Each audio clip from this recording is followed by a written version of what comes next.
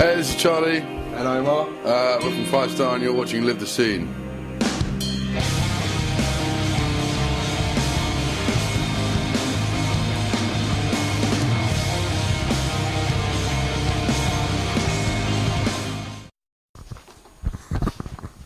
So how are you both? Are you both fit and healthy?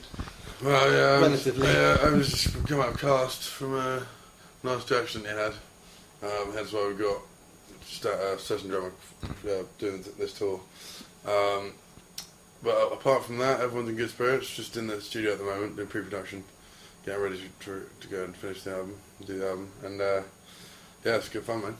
Is it like difficult to like get back in the touring life? You know, you've obviously been like a bit of time off to do. Yeah, it's kind of record. weird. You do sink into the studio vibe. The Yeah. studio vibe is very much more relaxed, and you're really playing on the creative side of your mind. And when you're on tour, it's all a bit like rush, go. But it's cool to be back on the road. We haven't been out on the road since October or March on the last tour, and it's touring with Feed is cool. We're in front of a new audience because their audience is slightly different to us, I think. So yeah, it's a good thing to do. It's been fun so far. How did it come about, supporting Feeder? Did they ask you? Yeah, I think they just rang up and said, "Do we want to go out on the road with them?" Were you big fans? Yeah, I was. Back in the days of Polythene, like mid-90s, I was a massive Feeder fan. I actually went to see them quite a few times.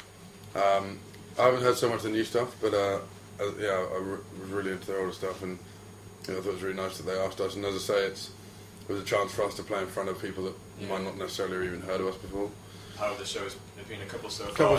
Yeah, it's been really good, man. I think Good crowds. I mean, it's like a slightly older crowd, but it's a very respectful crowd, and sort of stand and listen and really take things in. So, been great reactions.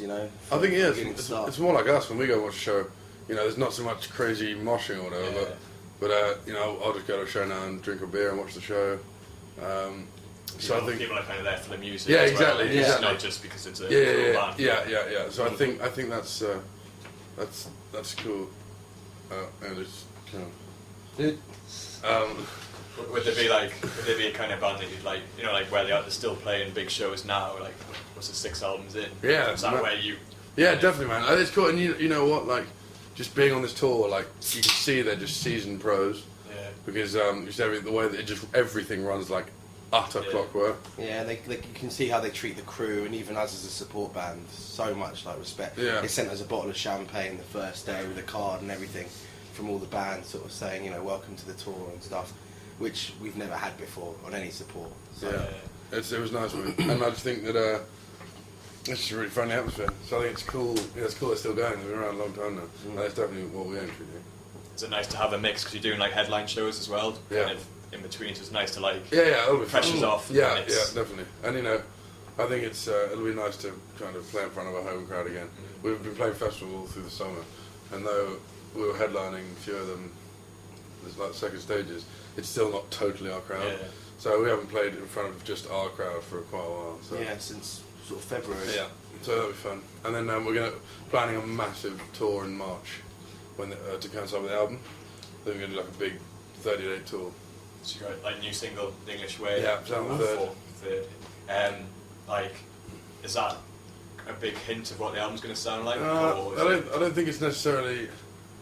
It portrays the slight move in positioning. Yeah, I think it portrays the transition between the last album and this album. Yeah.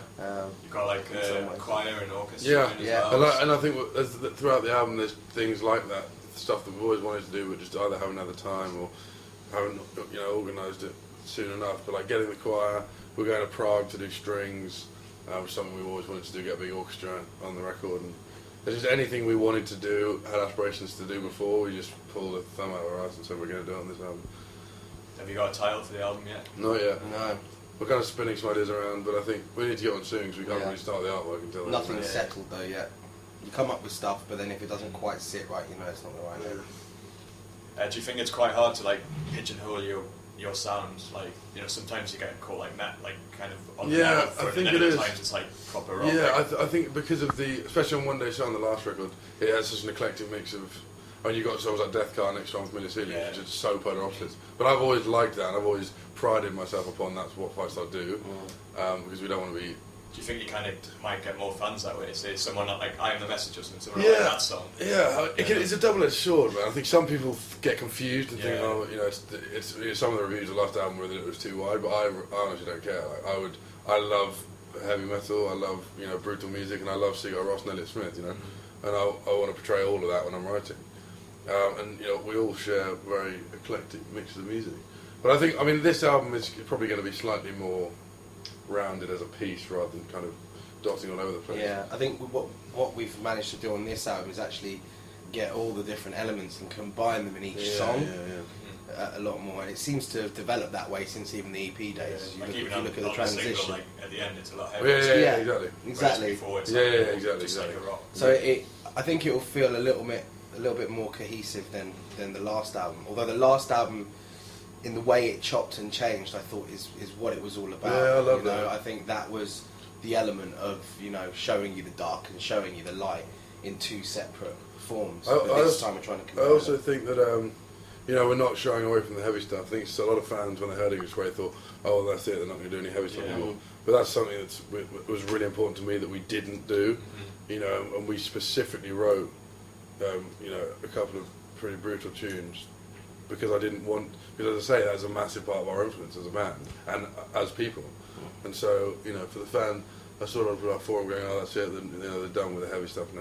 That's not the case at all. So. Do you feel, because it's like 5 years now, isn't it? Yeah. That your fans are so with you, like Yeah. you can experiment. Yeah, more I think so. I mean, you know, I've experienced it as a fan myself. You know, I remember when Neil Borum came out, and it really threw me off balance. I was like, what the hell is this? You know, Freak Show was my favourite album at the time.